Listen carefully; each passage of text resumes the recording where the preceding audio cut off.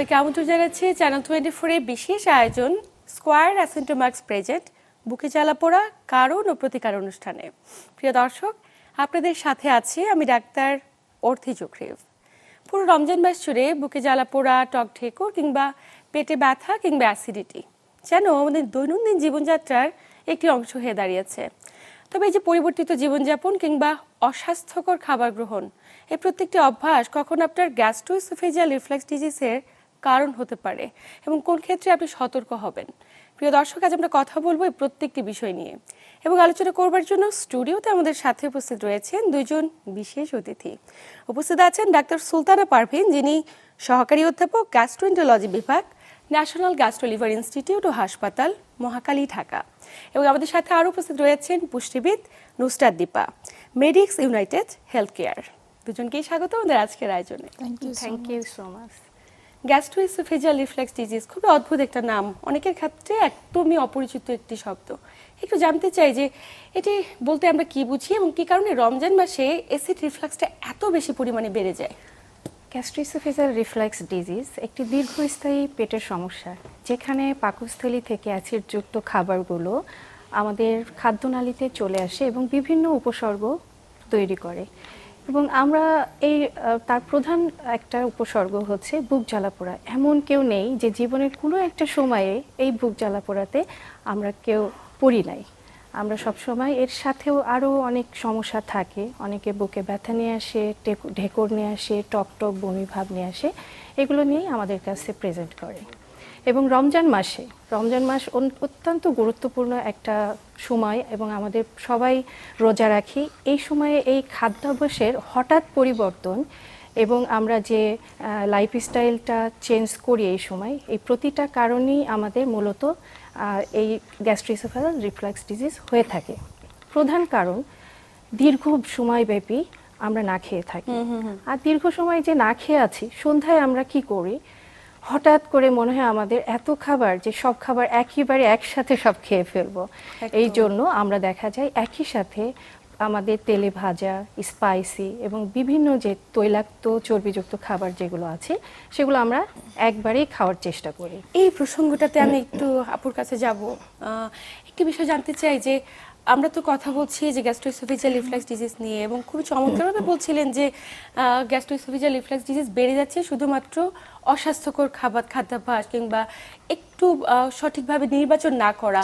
আমি একটু জানতে চাই যে আমরা যে ইফতারে এত বেশি খাবার খাচ্ছি, এগুলো আসলে আমাদের গ্যাস্ট্রোএসোফেজিয়াল রিফ্লাক্স ডিজিজকে বাড়িয়ে তোলার জন্য কতটুকু কারণ হতে পারে? প্রথমে আমি একটু বলি যে আমাদের বাংলাদেশের ট্রেডিশন অনুযায়ী যে কালচার যদি আমি বলি, ছোলা বুট খাওয়া, অতিরিক্ত ভাজা পোড়া, পেঁয়াজু বেগুনি সবারই পছন্দ এবং এটা ট্রেডিশন হয়ে গেছে। সো আমরা চাইলেও কিন্তু না এই খাবারগুলোকে অ্যাভয়েড করতে পারি না, কিন্তু এই ধরনের রিফ্লাক্স বা অ্যাসিডিটি, গ্যাস্ট্রিকের প্রবলেম বা গ্যাস্ট্রাইটিসের প্রবলেমগুলোকে কমানোর জন্য ডেফিনেটলি আমাদেরকে এই ধরনের ভাজা পোড়া খাবারগুলোকে একটু কমাতে হবে। আমরা যদি একটু সুস্থ থাকতে চাই, অর্থাৎ মানে রোজা রাখার জন্য নিজেকে যেন ফিট রাখতে চাই, সেজন্য কিন্তু খাবারের চয়েসটা is very important. As you know that যে রমজানে কিন্তু আমাদের এন্টায়ার লাইফস্টাইল কিন্তু পরিবর্তন হয়ে যায়, আমাদের ঘুমের প্যাটার্নটা একটু চেঞ্জ হয়, ফুড হ্যাবিট তো টোটালি আমাদের চেঞ্জ হয়ে যায়, আমাদের কাজের প্যাটার্নটাও কিন্তু চেঞ্জ হয়ে যায়, আমাদের ফিজিক্যাল অ্যাক্টিভিটিস কিন্তু একটু হলেও কিন্তু কমে যাচ্ছে। সো সেইখানে কিন্তু খাবারটা কিন্তু একটা মূল ফ্যাক্টর হিসেবে কাজ করে। তো সেই জায়গাটায় সুস্থ থাকার জন্য healthy food choices is very very important, specially যেহেতু ইফতার থেকে আমাদের মূল খাওয়াটা আসলে শুরু হয়। তো ওই খাবার পছন্দ করাটা, অর্থাৎ কোন খাবারটা খেলে আমার অ্যাসিডিটি হবে না, সেই চয়েসটা কিন্তু আমাদেরকে বুঝে শুনে করতে হবে। বাসার এক্ষেত্রে আমি বলবো যে যিনি রান্না করছেন তার দায়িত্বটা সব থেকে বেশি। পরিবারের বাকি সদস্য যারা রয়েছে, ছোট থেকে বয়োজ্যেষ্ঠ যারা রয়েছে, প্রত্যেকের কথা চিন্তা করে কিন্তু ইফতারের মেনুটা সিলেক্ট করতে হবে। সো আমরা বলি যে ভাজা পোড়া একেবারে অ্যাভয়েড করার জন্য, কিন্তু আমি ফ্র্যাঙ্কলি আমি পার্সোনালি আমি বিলিভ করি যে এই ধরনের খাবারগুলো আমরা যদি একটু পরিমাণে কম খাই, অর্থাৎ সীমিত পরিমাণে যদি খাই, তাহলে এই খাবারগুলো খেয়েও কিন্তু আমাদের খুব একটা অ্যাসিডিটি হবে না। চেষ্টা করতে হবে আমরা ছোলা বুট we can take, we can eat, কোনো অসুবিধা নাই, কিন্তু ভাজা পোড়ার খাবারটা একটু মানে তেলে ভাজা সেটা অ্যাভয়েড করতে হবে। এবং সেই জায়গায় যদি একটু হাই ফাইবার সমৃদ্ধ খাবার এবং পর্যাপ্ত পরিমাণে পানি যদি আমরা একটু খাই, আমরা যদি খাবারের মেনুতে একটু দই জাতীয় কোনো খাবার রাখতে পারি, দুধের তৈরি কোনো খাবার রাখতে পারি, ফার্স্ট ক্লাস টাইপের যে প্রোটিনগুলো রয়েছে, any kind of first class protein, মাছ, মাংস, দুধ, ডিম। আপনি খেয়াল করে দেখবেন রমজানে কিন্তু আমরা প্রোটিন খুব একটা ইনটেক করি না। যেমন ডিমের কথা যদি আমরা বলি, আমরা হয়তো বিফ খাচ্ছি, আমরা চিকেনটা খাচ্ছি, কিন্তু ফিশ খুব একটা খাওয়া হয় না, ডিম খুব একটা খাওয়া হয় না। গুড ফ্যাট হিসেবে যে আমরা বাদামটাকে আমরা কাউন্ট করি, বাদামটা কিন্তু খাওয়া হচ্ছে না। সো ইফতার থেকে সেহরি পর্যন্ত আমরা পরিমাণে অল্প অল্প করে একটু পর পর আমরা খাওয়ার চেষ্টা করব। সো এভাবে যদি খাবারের সিলেকশনটা করি, আমার মনে হয় অ্যাসিডিটি খুব একটা হওয়ার চান্সেস নেই। এবং সবথেকে বড় কথা হচ্ছে যে আমরা রোজাটা যখন ভাঙে একেবারেই আমরা এক গ্লাস শরবত বা পানি আমরা খেয়ে ফেলছি, সেটা করা যাবে না। আমরা হয়তো ওয়ান সুইপ পানি আমি খেলাম, এক ঢোক পানি খেলাম, দেন বাকি খাবারটুকু খেলাম, দেন আবার দরকার হলে আমি খেলাম। একেবারে খাওয়া যাবে না, অল্প অল্প করে খেতে হবে। যেমন আমাদের স্টমাকে যে পাচক রসটা থাকে, যখন আমরা একবার পানিটা খেয়ে ফেলি তখন কিন্তু সেটা পাতলা হয়ে যায়, তখন স্টমাকের কিন্তু কষ্ট হয় খাবারগুলোকে, যে খাবারগুলো আমি ইনটেক করছি সেগুলোকে হজম করতে। আচ্ছা, সুতরাং এই যে পাচক রসের কথা বললাম, এই পাচক রসটা যখন পাতলা হয়ে যায় তখন তার কিন্তু অনেক সময় লাগে খাবার ডাইজেশনে। আচ্ছা। সুতরাং পানিটা আমরা অল্প অল্প করে একটু পরপর খাওয়ার চেষ্টা এই করব। যে খাবার ডাইজেশনের প্রক্রিয়াটি সম্পর্কে বললেন, এটির সাথে আসলে গ্যাস্ট্রোএসোফেজিয়াল রিফ্লেক্স ডিজিজ কতটা সম্পৃক্ত আমরা জানবো, কিন্তু একটি বিষয় জেনে আসছি যে আমরা তো গ্যাস্ট্রোএসোফেজিয়াল রিফ্লেক্স ডিজিজ, অ্যাসিড রিফ্লাক্স এগুলো নিয়ে আলোচনা করছি, কিন্তু সাধারণ দর্শকরা কিভাবে বুঝবে তার এটি হয়েছে, মানে উপসর্গগুলো কেমন বহিঃপ্রকাশ হতে পারে? যখন এরকম চর্বি জাতীয়, তেল চর্বি এবং স্পাইসি যেগুলো ভাজা পোড়া, এই সমস্ত খাবারগুলো খাওয়ার পরে অনেক সময় খাওয়ার পরেই অনেকে শুয়ে পড়ে। শুয়ে পড়ার পরে দেখা যায় তার হঠাৎ করে মনে হয় বুক জ্বালা পোড়া করছে এবং অস্থিরতা অনুভব করে। এই বুক জ্বালা পোড়া দেখেই তার প্রথম মনে হবে যে এটা তার অ্যাসিডিটি হচ্ছে। এবং এছাড়াও সে বলবে যে টক টক ঢেকুর আসছে, সে অস্বস্তি বোধ করবে। অনেক সময় আমাদের চেস্ট পেইন বা আমাদের বুকে ব্যথার মতো অনুভূতি হতে পারে, তখন এটা সে সহ্য করতে পারে না, যখন অতিরিক্ত হয়ে যায় এবং দীর্ঘস্থায়ী হয়ে যায়। প্রথমে হয়তো কিছুদিন অল্প অল্প করে অল্প সময় ধরে হয় এবং তখন নিকটস্থ ডাক্তারের শরণাপন্ন যখন হয়, শরণাপন্ন হওয়ার পরে হয়তো কিছু ওষুধপত্র নেয়, ওষুধপত্র নিয়ে প্রথম দিকে ভালো থাকে, কিন্তু একটা পর্যায়ে আসার পরে এটা তীব্রতা এত বৃদ্ধি পায় যে তখন তাকে মানে একজন গ্যাস্ট্রোএন্টারোলজিস্টের শরণাপন্ন হওয়া লাগে। নিঃসন্দেহে। এবং গ্যাস্ট্রোএন্টারোলজিস্টের শরণাপন্নটা কোন পর্যায়ে হবে, কিংবা কখন আসলে বাসায় নিজের মতো করে ঘরোয়া উপায়ে চিকিৎসা করবে, বিষয়গুলো সম্পর্কে বিস্তারিত জানবো। কিন্তু একটু জানতে চাই যে আমরা তো বলছিলাম যে কোনো একটি প্রক্রিয়া, পরিপাকতন্ত্রের আমাদের কোনো একটি প্রক্রিয়া যদি সঠিকভাবে কাজ না করে সেক্ষেত্রে গ্যাস্ট্রোএসোফেজিয়াল রিফ্লেক্স ডিজিজ হতে পারে। কিন্তু একটি বিষয় আমরা সবসময় খেয়াল করি যে সারাদিন রোজা রাখছি, একদম ভরপুর খেয়ে ফেলি ইফতারের টাইমে, খাওয়ার পরে গিয়ে শুয়ে পড়ি। এই যে শুয়ে পড়ার প্রবণতা আমাদের, এটি আসলে গ্যাস্ট্রোএসোফেজিয়াল রিফ্লেক্স ডিজিজের কতটুকু কারণ হতে পারে? এবং অন্যান্য সময় যখন আমরা সাহারি করছি, সাহারির পরে অনেক বেশি খেয়ে সাথে সাথে শুয়ে পড়ি, কিংবা অন্যান্য সময় রমজান ছাড়াও, এই বিষয়গুলো কি এই রোগটিকে বাড়িয়ে তোলার কারণ হতে পারে কিনা? ডেফিনেটলি, মানে আমরা ইফতারে যেটা হয়, বিশেষ করে আমি বলবো রমজানের প্রথম 7-8 দিন কিন্তু এই প্রবলেমটা সব থেকে বেশি হয়। শুরুর দিকে আমরা প্রচুর খাওয়া দাওয়া করি, এটা আমার মনে হয় কন্টিনিউ অনেকেই করে, কিন্তু প্রথম 6 থেকে 7টা রোজা পর্যন্ত কিন্তু আমরা অনেক বেশি খাই। আমার মনে হয় এটা আসলে পেটের ক্ষুধা না, এটা চোখের ক্ষুধা আমি বলতে পারি। So iftar is very important, কারণ ইফতার আমরা এত বেশি খাই এবং যেটা আমাদের ডক্টর বলছিলেন যে এই যে রিফ্লেক্সটা হচ্ছে আমরা খাওয়ার পরপরই শুয়ে পড়ছি। অ্যাসিডিটি বা রিফ্লেক্সটা কিন্তু দু ধরনের। অ্যাসিডিটি হয় যখন আমার স্টমাকে অ্যাসিড ক্রিয়েট হয়, তখন আমার অ্যাসিডিটি হচ্ছে, পেট জ্বালাপোড়া করছে, এবং রিফ্লেক্স দ্যাট মিনস হচ্ছে যে আমার ওই অ্যাসিডটা খাদ্যনালী পর্যন্ত চলে আসছে। দ্যাট মিনস আমি খাওয়ার পরপরে যদি শুয়ে পড়ি, খাওয়ার পরপর অনেক সময় দেখা যায় আমরা একটু শুয়ে আধা শোয়া হয়ে আমরা টিভি দেখছি, কেউ আমরা একেবারে আমরা ঘুমিয়ে যাচ্ছি। সো এই কাজগুলো করা থেকে বিরত থাকতে হবে। এবং যেটা বলছিলাম যে খাওয়ার মাঝখানে যদি আমরা পানিটাকে যদি আমরা অ্যাভয়েড করতে পারি, তাহলে কিন্তু এই রিফ্লেক্স বিষয়টা কিন্তু আসবে না। সো অ্যাসিডিটি এবং রিফ্লেক্স দুটো ভিন্ন বিষয়, এবং দুটোই কিন্তু মেনটেন করার জন্য, কন্ট্রোল করার জন্য গাইডলাইন কিন্তু ওই একটাই, আমাকে তেলে ভাজা খাবার কম খেতে হবে, খাওয়ার মাঝখানে তুলনামূলকভাবে যতটুকু দরকার ততটুকু পানি আমি খাবো। ডেফিনেটলি আমরা সারাদিন রোজা রাখার পরে তো গলাটা একটু শুকিয়ে যায়, একটু ডিহাইড্রেটেড আমরা ফিল করি, আমরা পানিটা খাবো কিন্তু একটু গ্যাপ দিয়ে দিয়ে আমরা খাবো। আমি যদি ইসলামিক দৃষ্টি থেকে আমরা বলি, আমাদের ইসলামিক স্কলার্স যারা রয়েছে তারা কিন্তু সবসময় বলে যে আপনি রোজাটা ভাঙেন একটা খেজুর খেয়ে। আমরা অনেক সময় করি যে প্রথমে পানি খেয়ে ফেলি, আগে এটা আমি যদি সায়েন্সের কথা বলি বা ইসলামিক রীতিনীতি থেকে যদি বলি, আমাদের রোজাটা ভাঙা উচিত খেজুর খেয়ে, তারপর আমি পানি বা কম চিনির বা চিনি মুক্ত আমরা কোনো একটা শরবত আমরা খেতে পারি। তারপরে এমন কোনো একটা খাবার খাবো যেটা আমার স্টমাককে রিল্যাক্স রাখবে, মানে স্টমাকে ইরিটেট করবে এরকম কোনো খাবার আমরা খাবো না।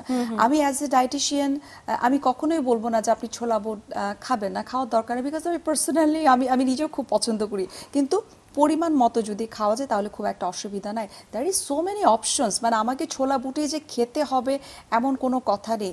যেটা আমার স্টমাককে ভালো রাখবে, স্টমাক কাম অ্যান্ড কোয়াইট থাকবে, ওই খাবারগুলোই খাওয়া উচিত। আমি দই চিড়া চাইলে খেতে পারি, নরম একটা পাতলা খিচুড়ি খেতে পারি with any kind of first class protein, একটু বিফও থাকতে পারে, কোনো অসুবিধা। উইকলি একদিন যদি বিফ খাই তাতে কিন্তু কোনো অসুবিধা নেই।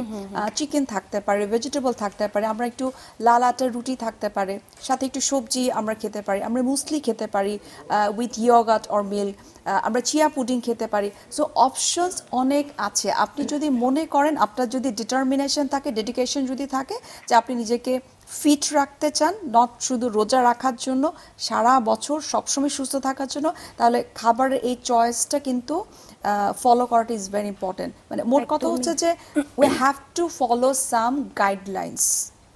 এই কয়েকটা জিনিস যদি আমরা মেনটেন করতে পারি, গাইডলাইন্সগুলো, আমার মনে হয় এই রিফ্লাক্স বা অ্যাসিডিটি থেকে আমরা মুক্ত থাকতে পারি। এবং আমরা অনেকেই কিন্তু খেয়াল করেছেন, আমরা একটু হালিম খাই, জিলেপি খাচ্ছি, বা অনেক ধরনের একটু স্পাইসি খাবার খাচ্ছি।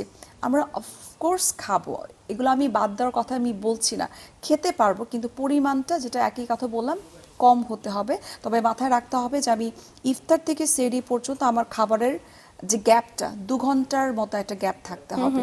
আমি ডিনারটা করব খুব হালকা ওয়েতে আমি খাওয়ার চেষ্টা করবো, অথবা ভাত যদি কেউ পছন্দ করে সেটা যেন পরিমাণে কম থাকে, তার সাথে শাকসবজি থাকতে হবে, সালাদ থাকতে হবে, এবং ইয়োগার্ট ইজ ভেরি ইম্পর্টেন্ট। কারণ রমজানে যেহেতু খুব শর্ট একটা পিরিয়ড থাকে, ইফতার থেকে সেহরি পর্যন্ত টাইমটা কিন্তু খুব কম, এই কম সময়ের মধ্যে কিন্তু আমরা অনেক খাবার খাচ্ছি। So that is very important যে আপনি আপনার স্টমাকে টেক কেয়ারটা করবেন। This is also your responsibility. একদমই তাই। এবং এই জায়গাটাতে নিজেকে সুস্থ রাখার জন্য আমরা তো বারবার ইফতারের মেনু নিয়ে কথা বলছি, কিন্তু সাহারিতে আসলে কোন খাবারগুলো খাবে আমরা অনেক সময় মনে করে থাকি, আসলে সাহারিটাকে একটু ইগনোর করি। আমরা এই বিষয়টা জানবো যে কেন খেতে চাচ্ছে না, না খেলে কি জটিলতা হতে পারে এবং কোন খাবারগুলো খাওয়া জরুরি। কিন্তু একটু ম্যামের কাছে আসবো যে একটি বিষয়, যে আমরা তো জানলাম যে কোন উপসর্গগুলো থাকলে বুঝবে, কিন্তু এই ধরনের উপসর্গগুলো যখন আমরা দেখি আমাদের প্রাত্যহিক জীবনে, দেখা যায় আমরা বিভিন্ন ধরনের সিরাপ খাচ্ছি, ওষুধ খাচ্ছি, নিজের মতো করে ফার্মাসিস্টদের কাছে গিয়ে ওগুলো কিনে নিজের মতো করে কিনে খেয়ে দীর্ঘদিন কন্টিনিউ করছি। আসলে কখন এটা জটিলতার বহিঃপ্রকাশ, কখন বিশেষজ্ঞের কাছে যাওয়া জরুরি? আমাদের সাধারণত ফার্মেসি থেকে কিছু মেডিসিন ওরা খেয়ে থাকে, কিন্তু এই মেডিসিনগুলো প্রপারলি প্রেসক্রাইবড করা থাকে না। যে প্রতিটা সমস্যার জন্য আমাদের আলাদা আলাদা বিভিন্ন মেডিসিন আছে, বিভিন্ন সিরাপ আছে। তো যখন আমাদের বুক জ্বালা পড়া করে এক ধরনের সিরাপ দিই, যখন আমাদের অ্যাসিডিটি বেশি হয়, অ্যাসিড নিউট্রালাইজেশনের খুব প্রয়োজন হয়ে দাঁড়ায়, তখন আমাদের আরেক ধরনের সিরাপ থাকে। এবং আমাদের যে অ্যাসিড তৈরি যদি আমরা কমাতে না পারি, তাহলে কোনো সমস্যারই আমরা সমাধান করতে পারবো না। তাহলে অ্যাসিড তৈরি আমাদের কমাতে হলে তার এগেনস্টে যে মেডিসিনগুলো আছে সেই ওষুধগুলো আমাদের প্রপারলি প্রেসক্রাইব করতে হবে। তো একজন ফার্মেসি থেকে যখন ওষুধ নেয়, তখন এগুলো আসলে কোনোটাই জাজমেন্টাল হয় না। আচ্ছা। তখন ওরা ভাবে যে আমি একটা টাইম, দেখা যায় 2, 3টা 4টা এরকম অনেকগুলো মেডিসিন ওরা খাওয়া শুরু করার পরে যখন এই সিমটমটা পারসিস্টেন্ট হয়ে যায়, মানে একটানা সারা দিন রাত, যখন দেখা যায় আগে প্রথম দিকে আমরা বলতাম যে শুয়ে পড়ার পরেই সমস্যাগুলো তৈরি হতো, কিন্তু একটা পর্যায়ে দেখা যায় যে না, শুয়ে পড়া না, সে যখন হাঁটছে, চলছে, প্রতিনিয়ত এই সমস্যাগুলো ফেস করছে। এবং সাথে যদি ব্যথা থাকে, ব্যথাটাও যদি কন্টিনিউয়াসলি থাকে, আমাদের মাথায় আনতে হবে যে অ্যাসিড বেশি যদি হয়ে যায়, তাহলে তো আমাদের স্টোমাকের যে দেয়ালগুলো আছে সেখানে তো প্রদাহ বা ইনফ্লামেশন তৈরি করবে। সেই ইনফ্লামেশন যদি হয়, তাহলে আমাদের তো গ্যাস্ট্রাইটিস তৈরি হয়, এবং গ্যাস্ট্রাইটিস এক পর্যায়ে হতে হতে একসময় গ্যাস্ট্রিক আলসার হবে। আচ্ছা, গ্যাস্ট্রিক আলসার তাও কিছুদিন হয়তো ব্যথা থাকলো, কিছুদিন হয়তো আবার মেডিসিন খেয়ে রিকভারি হলো, কিন্তু এইটা কন্টিনিউয়াসলি হতে থাকলে তখন আমাদের আরও কিছু বড় ধরনের সমস্যা দেখা দেবে। এবং গ্যাস্ট্রাইটিস হওয়ার পরবর্তী ধাপ আমাদের যে গ্যাস্ট্রিক আলসারের একটা বড় একটা কমপ্লিকেশন যেটা আমরা ঝুঁকি মনে করি, সেটা হচ্ছে যে ব্লিডিং শুরু হয়। আচ্ছা আচ্ছা সেই ব্লিডিংটা আমরা কিভাবে বুঝবো? পায়খানার কালো পায়খানা, আচ্ছা পায়খানার রংটা কালো হয়ে যাবে যখন এরকম পায়খানা, কালো পায়খানা হচ্ছে। এবং গ্যাস্ট্রিক আলসারের সাথে আমাদের আরো বড় সম্পর্ক হচ্ছে যে হঠাৎ করে রক্ত বমি নিয়ে হাজির হয়। তার মানে এটা আমরা মেডিকেলের ভাষায় যেটাকে হেমাটেমাসিস বলি। এবং এক্ষেত্রে যার হিমোগ্লোবিন লেভেল 11-12 থাকতো, এত কমে যায় যে 5-6 এর নিচে চলে আসে। আচ্ছা এবং আমাদের তখন এগুলো ইমিডিয়েট হসপিটালাইজেশন এবং ম্যানেজমেন্ট করতে হয়।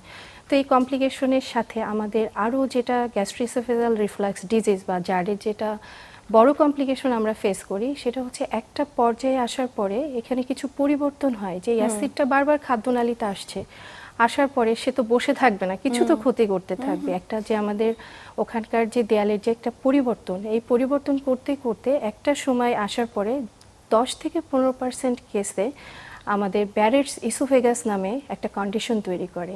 এবং এই ব্যারেটস ইসোফেগাস একটা প্রি ম্যালিগনেন্ট কন্ডিশন, মানে আমাদের ক্যান্সারের আগের একটা ধরন। তো এর পরবর্তীতে দেখা যায় যে ব্যারেটস ইসোফেগাস ডেভেলপ করার কারণে আমাদের ক্যান্সার পর্যন্ত হতে পারে। তো সে সময় রোগীদের আরও যেটা ওদের হচ্ছে ওজনটাও কমতে থাকে, বমি হতে থাকে, বমি বমি ভাব থাকে সব সময়। তো এই ধরনের যখন অ্যালার্মিং যে ফিচারগুলো থাকবে, তখন আমরা সাথে সাথে বলি যে ডক্টরের শরণাপন্ন হতে হবে। নিঃসন্দেহে। এবং আমরা শুধুমাত্র সামান্য একটি উপসর্গকে ইগনোর করছি দেখে ভয়ঙ্কর এত দূর ভয়ঙ্কর চলে জটিলতার বহিঃপ্রকাশ হচ্ছে বা রোগের কারণ হচ্ছে এই উপসর্গগুলো। এই জায়গাটিতে অবশ্যই প্রত্যেকটা মানুষ সচেতন হবে, নিজেদের মতো করে ফার্মাসি থেকে ওষুধ নয়। যেটা আমরা নর্মাল হচ্ছে লাইফস্টাইল মডিফিকেশন এবং কিছু খাওয়ার রীতিনীতি, কিছু খাওয়ার আমরা নিয়ম মেনে এবং যে খাবারগুলো আমাদের খেলে এই সমস্যাগুলো হয় সেগুলো প্রতিরোধ, এটা আসলে আমরা প্রতিরোধ করে বড় একটা সমস্যা থেকে আমরা মুক্তি পাচ্ছি। কারণ ক্যান্সার হওয়া মানে তো একটা সময় পরে তো সেখান থেকে মৃত্যু পর্যন্ত হতে পারে। তো এই মৃত্যু থেকে আমাদের নিজেদের রক্ষা করার জন্য হলেও, এবং আমি মনে করি যে আমাদের প্রতিনিয়ত হেলদি লাইফস্টাইল সবসময় সুস্থতা আল্লাহর অশেষ আশীর্বাদ। আসলে এই সুস্থ থাকার জন্য আমরা অন্যান্য কমপ্লিকেশন বলি বা অন্যান্য ঝুঁকি যেগুলো আছে এগুলো আমরা বাদই দিলাম, কিন্তু আমাদের প্রতিনিয়ত সুস্থ থাকার জন্য হলেও এই জার্ড বা অ্যাসিডিটি এগুলো আমাদের হচ্ছে নির্মূল করার যে সমস্ত লাইফস্টাইল মডিফিকেশন, আমরা বারবার একই কথা বলি যে লাইফস্টাইল মডিফিকেশন আমরা প্রতিনিয়ত কিভাবে চলবো, কি খাবো, কত সময় আমরা হাঁটবো, আমরা সবসময় খাওয়া নিয়ে চিন্তা করি, কিন্তু আমাদের জার্ডের আরেকটা বড় কারণ হচ্ছে ওবেসিটি। মানে আমাদের যদি ওজন বৃদ্ধি পায়, একটা বড় কারণ। কারণ আমাদের এখন শহর কেন্দ্রিক যে আমাদের জীবনযাপন, এই শহর কেন্দ্রিক জীবনযাপনের মধ্যে বেশিরভাগই আমরা সেডেন্টারি ওয়ার্কার, আমরা বসে কাজ করি, আমরা হাঁটাচলা করার সুযোগ পাই না, আমরা জায়গা পাই না, আমরা এক্সারসাইজ করতে পারি না। তো আমার সবার প্রতি একটা নির্দেশ থাকবে যে নর্মাল হেলদি লাইফস্টাইলের জন্য অ্যাটলিস্ট সপ্তাহে 5 দিন আমরা 30 থেকে 45 মিনিট হাঁটাহাঁটি করব। সেক্ষেত্রে ওবেসিটি বা যার ওজন অতিরিক্ত বেশি আছে তাকে তো ওজন কন্ট্রোল করতেই হবে। এই ওজন কন্ট্রোলের প্রক্রিয়ার মাধ্যমেও আমরা কিন্তু জার্ডের একটা কন্ট্রোল করতে পারি। নিঃসন্দেহে খুব চমৎকার বলেছেন। একদম আলোচনার শেষ প্রান্তে ছোট্ট করে এক লাইনে আপনার কাছে শুনবো যে ম্যাম তো খুব চমৎকারভাবে লাইফস্টাইল মডিফিকেশন করার কথা বললো, খাদ্যাভ্যাসে এমন বিশেষ কি কোনো পরিবর্তন আনার পরামর্শ দেবেন কিনা একদম ছোট করে? ডেফিনেটলি দরকার আছে। যেটা বলছিলাম, যদি আমরা রমজানের কথাই বলি, এক কথাই বলবো যে একটা ব্যালেন্সড খাবার গ্রহণ করতে হবে এবং সেই খাবারটাতে ডেফিনেটলি আপনার ফার্স্ট ক্লাস প্রোটিন থাকতে হবে, ভিটামিনস মিনারেলস। আমি যদি কালারফুল শাকসবজি সালাদ যদি গ্রহণ করি সেখানে আমি ভিটামিনস মিনারেলস কিন্তু আমি পেয়ে যাচ্ছি। এবং অনেকে যেটা করেন যে সেহরির কথা আমরা বলছিলাম যে সেহরি প্রপারলি করতে চায় না বা করলেও সেটা হয়তো হেলদি ওয়েতে হয়তো হচ্ছে না। সেহরিতে এমন খাবার খাওয়া উচিত যেটা লং টাইম, অর্থাৎ সারাদিন আপনাকে এনার্জি দিবে। অর্থাৎ আমরা যদি হাই ফাইবার সমৃদ্ধ খাবার গ্রহণ করি, সেই খাবারগুলো কিন্তু খুব স্লোলি ডাইজেশন হয়, যার কারণে এগুলো আমাদেরকে এনার্জি দেয়। এবং সাথে যদি ফার্স্ট ক্লাস প্রোটিন থাকে সেটাও কিন্তু আমাকে এনার্জি দিবে। এবং পানির বিষয়টা ইজ ভেরি ইম্পর্টেন্ট। আমরা রমজানে যেটা করি, আমরা খাবার খাচ্ছি কিন্তু পানি খুব একটা ইনটেক করছি না, এটাকে আমরা বলে থাকি যে নীরব একটা সংকট। সুতরাং ডিহাইড্রেশন যেন না হয়, ইফতার থেকে সেহরি পর্যন্ত একটু পরপর অল্প অল্প করে পানি খেতে হবে, বা পানি জাতীয় যে কোনো ড্রিঙ্কস হতে পারে, নট সেটা কোনো প্রিজারভেটিভ অথবা রেডি কোনো জুস, ডাবের পানি হতে পারে, লেবুর শরবত হতে পারে, কারো যদি অ্যাসিডিটি থাকে তাহলে কম পরিমাণে লেবু দিয়ে খেতে পারে, চিয়া সিডসের পানি খেতে পারে। অনেক ধরনের কিন্তু হেলদি কিছু পানীয় আছে, যেমন আমরা বিটরুটের পানি আমরা বলতে পারি, আমরা স্যুপ খেতে পারি। সো এই ইফতার থেকে সেহরি পর্যন্ত আমাকে হচ্ছে খাদ্যের যে 6টি উপাদান সেটি যেন থাকে, একটু নিঃসন্দেহে চিন্তা করে মানে বিবেচনা আমরা করে আমাদের যে খাওয়া উচিত। ট্রেডিশন এটার বাইরে বেরিয়ে অবশ্যই Exactly. পুষ্টিকর কিংবা হেলদি খাবারে এবং অভ্যস্ত হওয়াটা খুব সবকিছু জরুরি। মিলে আমি ভালো থাকবো যখন আমার ফিজিক্যাল অ্যাক্টিভিটিস এটার পাশাপাশি থাকবে। নিঃসন্দেহে। So, দুটো মিলে, এবং তার সাথে ঘুম হচ্ছে আমাদের টোটাল বিষয়টাকে কিন্তু পলিশ করে। সো একদমই। ঘুম, ফুড হ্যাবিট এবং হচ্ছে আমার ফিজিক্যাল অ্যাক্টিভিটিস, এই তিনটা মিলেই কিন্তু একটা মানুষ সুস্থ থাকতে পারে। নিঃসন্দেহে খুবই চমৎকার বলেছেন। একদম আলোচনার শেষ প্রান্তে দুজনকে আন্তরিক ধন্যবাদ Thank you. গুরুত্বপূর্ণ তথ্য এবং পরামর্শের মাধ্যমে দর্শকদের উপকৃত করবার জন্য। Thank you Arthi. প্রিয় দর্শক, এই ছিল আমাদের আজকের আয়োজন। আসুন আমাদের বিশেষজ্ঞের পরামর্শ অনুযায়ী অবশ্যই নিয়মতান্ত্রিক কিংবা নিয়ন্ত্রিত জীবনযাপন কিংবা পরিমিত খাদ্যাভ্যাসে অভ্যস্ত হই। এতক্ষণ সাথে থাকার জন্য সবাইকে আন্তরিক ধন্যবাদ। সবাই ভালো থাকুন, সুস্থ থাকুন।